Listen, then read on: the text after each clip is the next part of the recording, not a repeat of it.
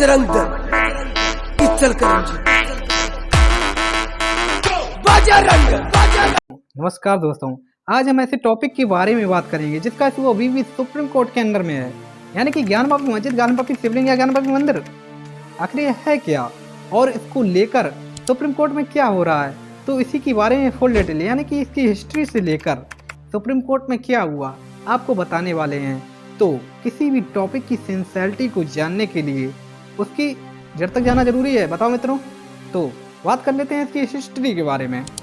यह बात है 4वीं से 5वीं शताब्दी के बीच की, जब गुप्त साम्राज्य था और चंद्रगुप्त सेकंड यानी कि विक्रमादित्य का शासन था, और उन्होंने अपने शासनकाल में काशी विश्वनाथ मंदिर का निर्माण कराया, जिससे प्रसिद्ध चीनी यात्री यानी कि ह्वानसांग यहाँ पे टहलने नहीं आए तो थे, जिसमें उन्होंने अपने प्रसिद्ध लेखन में काशी में इस मंदिर का होने और वाराणसी का वर्णन किया है, जिसमें मुगल काल में 1194 से 1197 के बीच मोहम्मद गौरी के आदेश से इस मंदिर को काफ़ी हद तक ध्वस्त करा दिया गया, जिससे इतिहास में मंदिरों के विध्वंस और पुनर्निर्माण की क्रिया प्रारंभ हो गई। 1669 में मुगल सम्राट औरंगजेब के कहने से इस मंदिर को पूरी तरह ध्वस्त कराकर वहाँ पे ज्ञानवापी मस्जिद बनवा दी गई, जिसके बाद 1776 से 1978 के बीच इंदौर की महारानी अहिल्याबाई होलकर ने यहाँ ज्ञानवापी के समीप वर्तमान काशी विश्वनाथ मंदिर का जीर्णोद्धार कराया, जिसके बाद 1936 में इस पूरे एरिया में नमाज अदा करने के लिए ब्रिटिश सरकार के खिलाफ डिस्ट्रिक्ट कोर्ट में मुकदमा किया गया, जिसमें 15 अगस्त 1997 को नमाज अदा करने का आदेश दे दिया गया। जिसके बाद पंडित सोमनाथ व्यास और डॉक्टर रामरंग शर्मा और अन्य लोगों ने 15 अक्टूबर 1991 में ज्ञानवापी में नए मंदिर का निर्माण और पूजा करने की स्वतंत्रता के लिए वाराणसी न्यायालय में मुकदमा दायर किया, जिसके चलते इस याचिका को चुनौती अंजुमन इंतजामिया मस्जिद और यूपी सुन्नी वक्फ बोर्ड लखनऊ 1998 में 2 याचिकाएं हाई कोर्ट में दायर करके दी, जिसके चलते 7 मार्च 200 को पंडित सोमनाथ व्यास का निधन हो गया, जिसमें 11 अक्टूबर 280 को जिला लोक आयोग द्वारा विजय शंकर रस्तोगी को वादी करार कर दिया गया। अब आप प्रेजेंट में आ जाओ। 17 अगस्त 2021 में 5 महिलाओं ने याचिका दायर की। उन्होंने श्रृंगार गौरी की नियमित पूजा करने की अनुमति मांगी, जिसमें यह श्रृंगार गौरी ज्ञानवापी मस्जिद में स्थित है। यह श्रृंगार गौरी है क्या, आपको पता है? बोलो मित्रों, नहीं पता है? हम बताते हैं। श्रृंगार गौरी जो कि 1669 में औरंगजेब द्वारा प्राचीन विश्वेश्वर मंदिर को ध्वस्त कराकर यहाँ पे ज्ञानवापी मस्जिद का निर्माण किया गया था।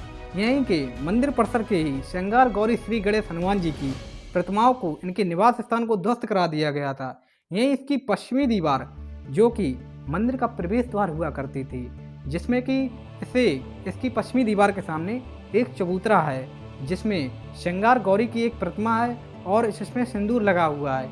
इसमें हिंदू पक्ष द्वारा साल में केवल एक बार, वो भी चैत्र नवरात्रि के तीसरे दिन पूजा की जाती है, और इसी के साथ यह पूजा साल में केवल एक बार नहीं होती थी, यह रेगुलर हुआ करती थी, वो भी 1991 से पहले यहाँ की तत्कालीन सरकार मुलायम सिंह सरकार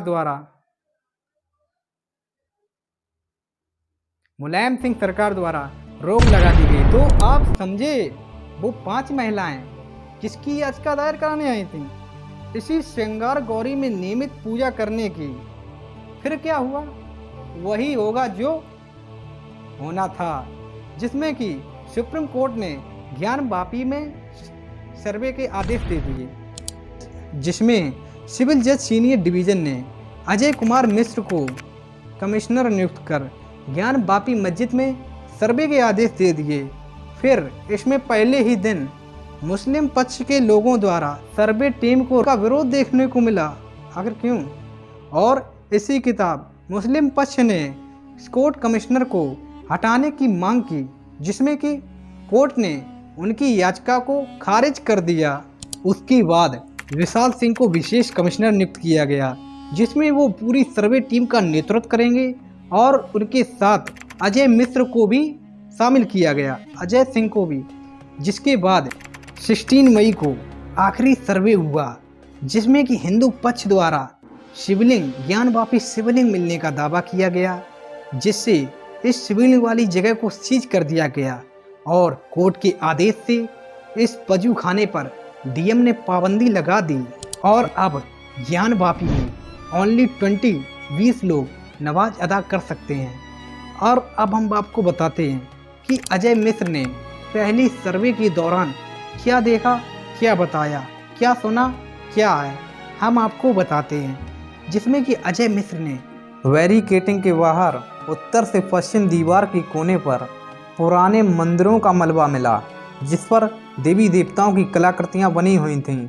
अन्य शिलापट पर कमल की भी आकृतियां थीं। उत्तर पश्चिम की तरफ चलते हुए मध्य शिला पर शेषनाग नागफन जैसी आकृति मिली, जिस पर लाल रंग लगा हुआ था।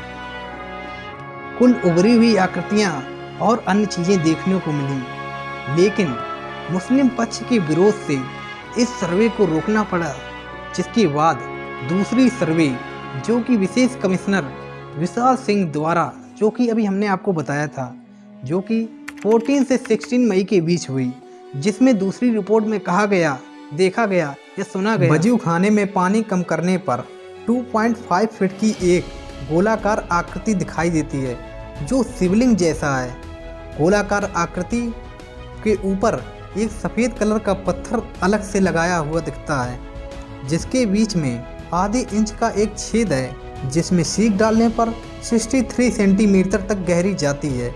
इसके बाद वादी पक्ष ने इसे शिवलिंग बताया और प्रतिवादी पक्ष ने इसे फव्वारा बताया। परंतु हिंदू पक्षकारों ने सर्वे के दौरान फव्वारे को चलाने को कहा, जिसमें मस्जिद कमेटी के मुंशी ने गोलमोल जवाब दिया और कहा कि फव्वारा तो 12 से 20 साल से बंद है। जिसमें जांच की तहत वहाँ पे ना तो कोई पाइपलाइन थी और ना ही कोई पानी की जगह। जमीन से लगभग 3 फीट ऊपर पान की आकार की आकृति बनी हुई थी, जिसकी संख्या करीब 6 थी। तहखानों में 4 दरवाजे थे। उनके स्थान पर नई ईंट लगाकर उक्त दरवाजों को बंद किया गया था। तहखाने में 4 पुराने तरीके के खंभे थे। बीच में 2 नए पिलर ईंटों से बने हुए थे। एक खंभे पर पुरातन हिंदी भाषा में 7 लाइनें खुदी हुई थीं, जिसे पढ़ा नहीं जा सकता।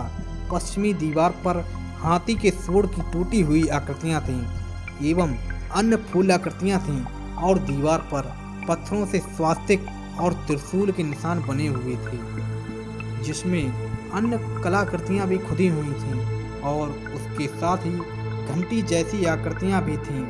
ये सब कलाकृतियां प्राचीन भारतीय मंदिर शैली से प्रतीत होती हैं, जिसमें कुछ कलाकृतियां टूटी हुई थीं। जिसके बाद सर्वे रिपोर्ट को सुप्रीम कोर्ट में दिया गया, जिसमें सुप्रीम कोर्ट ने इस रिपोर्ट को वापस वाराणसी जिला अदालत में ट्रांसफर कर दिया, जिसमें कुछ दिन तक सुनवाई चली, जिसके तहत हिंदू पक्ष ने इस रिपोर्ट को, सर्वे रिपोर्ट को सार्वजनिक करने की अनुमति मांगी, जिसमें मुस्लिम पक्ष ने इसका भी विरोध किया और जिसके बाद जज ने इस सर्वे रिपोर्ट को सार्वजनिक करने की अनुमति दे दी। और इसी के तहत अगर आपको वीडियो अच्छा लगा हो तो प्लीज़ अब की बार चैनल को ज़रूर सब्सक्राइब करना और वीडियो को लाइक ज़रूर कर देना।